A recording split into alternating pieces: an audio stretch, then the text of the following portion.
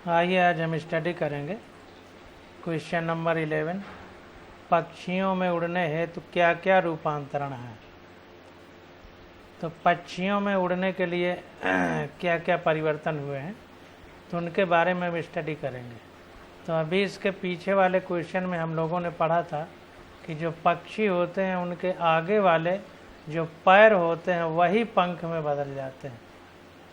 तो पहला देखिए, इसमें पक्षियों में उड़ने हेतु रूपांतरण में पहला नंबर जो है वो ये लिखा गया है कि अग्रपाद, जिनको अंग्रेजी में कहा जाता है फोर लिम्ब, रूपांतरित होकर पंख बनाते हैं। तो आगे वाले जो पैर हैं वही रूपांतरित होकर के उड़ने के लिए पंख बनाते हैं। आगे कह रहा है अंतः कंकाल की लंबी अस्थियां खोखली तथा वायु युक्त कोष युक्त होती हैं, जिससे शरीर हल्का रहता है। एनसीईआरटी में हमने पढ़ा था कि जो पक्षी हैं उनकी हड्डियां लंबी होती हैं और उन हड्डियों के भीतर खाली स्थान होता है, यानी वो खोखली होती हैं और उनमें हवा भरा रहता है। हवा भरे होने से वो हल्की हो जाती हैं और उड़ने में सहायता करती हैं। तीसरा नंबर क्वेश्चन क्या है कि मूत्राशय यानी यूरिनरी ब्लैडर अनुपस्थित होता है। जाहिर सी बात है कि मूत्राशय जब अनुपस्थित होगा तो मूत्र का कुछ वजन होगा, और जब मूत्राशय ही नहीं होगा तो मूत्र का वजन नहीं होगा, जिससे शरीर हल्का होगा, उड़ने में सहायता मिलेगी। अगला पॉइंट है, कह रहा है उड़ने में सहायक पेशियां विकसित होती हैं, यानी फ्लाइट मसल्स जो हैं, उड़ने में सहायक पेशियां जिनको फ्लाइट मसल्स कहेंगे वो विकसित हो जाती हैं और पेशियों की सहायता से आगे वाले पंख चलाकर ये पक्षी उड़ने में सहायक हो जाते हैं। तो 11वां क्वेश्चन हो गया। अगला 12वां क्वेश्चन क्या कह रहा है। 12 नंबर क्वेश्चन में कह रहा है कि क्या अंडजनक तथा जरायुज द्वारा उत्पन्न अंडे या बच्चे संख्या में बराबर होते हैं, यदि हाँ तो क्यों, यदि नहीं तो क्यों। तो क्वेश्चन को फिर से समझिए। कह रहा है कि जो अंडज हैं यानी अंडजनक यानी जो अंडे देते हैं या जो बच्चे देते हैं, तो उनसे उत्पन्न अंडज से उत्पन्न अंडे और जरायुज यानी विविपैरस से उत्पन्न बच्चे, इनकी संख्या बराबर होती है क्या। यदि बराबर होती है तो क्यों, और यदि नहीं होती है तो क्यों, ये हमसे पूछ रहा है। तो कह रहा है नहीं, ऐसा बिल्कुल नहीं होता। अंडजनक यानी ओविपैरस यानी जो अंडे देते हैं, जंतुओं में अंडे से बच्चा मादा शरीर के बाहर अर्थात बाह्य वातावरण में विकसित होता है। तो जो अंडे देते हैं जंतु, तो उनमें अंडा बाहर निकलता है वातावरण में, फिर और उस अंडे से बच्चे निकलते हैं। अतः बहुत से अंडों के नष्ट होने की संभावना होती है, इसलिए ये जंतु अधिक संख्या में अंडे देते हैं। तो जाहिर सी बात है कि पहले अंडा देते हैं, अंडा ही वातावरण में आ जाता है, उस अंडे से फिर बच्चा बनता है, फिर बच्चा बाहर निकलता है अंडे से, तो बहुत सारे अंडे नष्ट होने की संभावना होती है।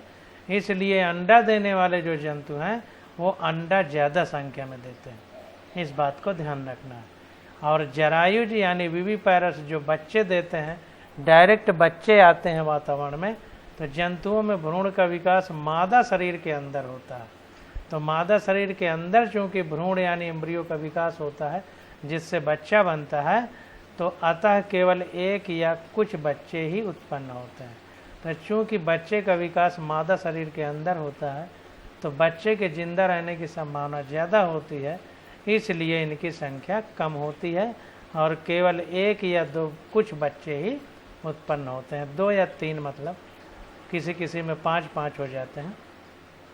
तो इस प्रकार से 12वां क्वेश्चन हमारा हो गया। अब 13 नंबर क्वेश्चन देखते हैं। तो 13 नंबर क्वेश्चन में कह रहा है कि निम्नलिखित में से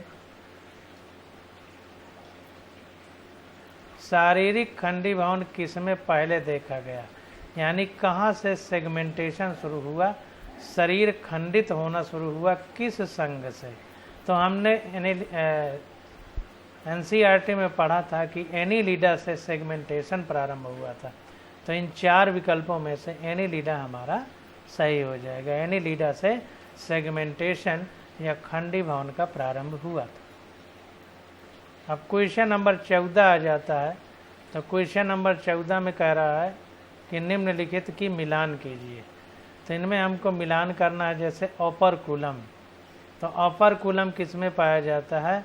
तो ओपरकुलम ऑस्ट्रिक्थिज जो मछलियाँ थीं जिनमें शरीर हड्डी यानी अस्थि का बना होता था, उनमें ओपरकुलम पाया जाता है।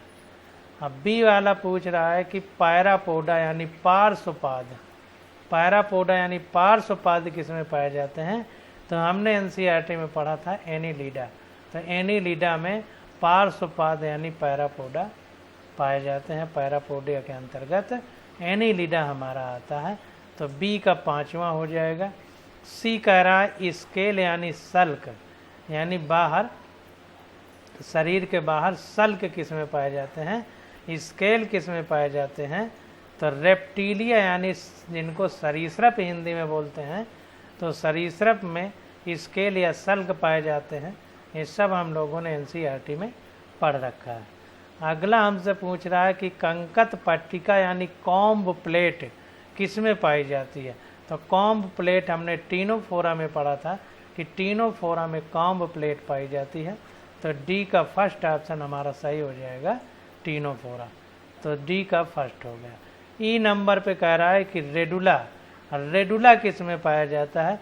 तो हमने एनसीईआरटी में पढ़ा था कि रेडुला मोलस्का संघ के प्राणियों में पाया जाता है। तो ई का हमारा सेकंड ऑप्शन सही हो जाएगा। रेडुला किस में पाया जाएगा? मोलस्का में पाया जाएगा। एफ में कह रहा है कि बाल यानी हेयर, तो हेयर किस में पाए जाते हैं? तो हमने पढ़ा था कि मेमोरी ग्लैंड यानी स्तन ग्रंथियाँ और बाल और डायाफ्राम, तीन हमारे चारित्रिक लक्षण थे किसके? मैमेलिया के। तो मैमेलिया में हमारे बाल पाए जाते हैं। तो एफ का 7वां आंसर सही हो जाएगा, एफ का 7 हो जाएगा। जी कह रहा है कीप कोशिका यानी कोएनोसाइट किस में पाई जाती है? तो कोएनोसाइट, आस्टिया, आस्कुलम, ये सब हमने कहाँ पढ़ा था? पोरीफेरा में पढ़ा था। तो जी यानी कीप कोशिकाएं कोएनोसाइट किस में पाई जाएंगी? पोरीफेरा में। तो जी का थर्ड ऑप्शन हमारा करेक्ट हो जाएगा। अगला कह रहा है कि क्लोम छिद्र, क्लोम छिद्र यानी गिल स्लिट्स किस में पाए जाते हैं? तो ये क्लोम छिद्र हमारे पाए जाएंगे साइक्लोस्टोमेटा एवं कांड्रिक थीज मछलियों में। तो कांड्रिक थीज जो मछली है उसी का सब क्लास, हमारा सब डिवीजन जो है वो साइक्लोस्टोमेटा है। तो कांड्रिक थीज का है साइक्लोस्टोमेटा में क्लोम छिद्र यानी गिल स्लिट्स पाए जाते हैं। तो एच का 6 नंबर हमारा सही हो जाएगा। तो 14वां नंबर क्वेश्चन हमारा हो गया। अब 15 नंबर क्वेश्चन देखते हैं। कह रहा है कि मनुष्यों पर पाए जाने वाले कुछ परजीवियों के नाम लिखिए। तो कुछ ऐसे परजीवी, हमने आपको बार बार बताया है कि परजीवी का मतलब होता है जो दूसरे पर जीवन यापन करे और उससे अपना फ़ायदा निकाल ले, लेकिन उसको कोई इससे फ़ायदा ना हो। तो ऐसे सहजीवन को परजीविता कहते हैं या ना पैरासाइट कहते हैं। तो टीनिया जिसको फीता क्रम कहते हैं, एस्केरिस जिसको गोल क्रम कहते हैं, वुचेरिया जिसको फाइलेरिया क्रम कहते हैं, एनसाइको स्टोमा जिसको अंकुश क्रम कहते हैं, ट्राइचुरिस जिसको व्हीप क्रम कहते हैं, ड्रैकनकुलस जिसको गुइनिया क्रम कहते हैं, पेडिकुलस जिसको जू कहते हैं, ये सब मनुष्य के शरीर पर पाए जाने वाले परजीवी होते हैं। तो इस प्रकार से चैप्टर हमारा ख़त्म हो जाता है।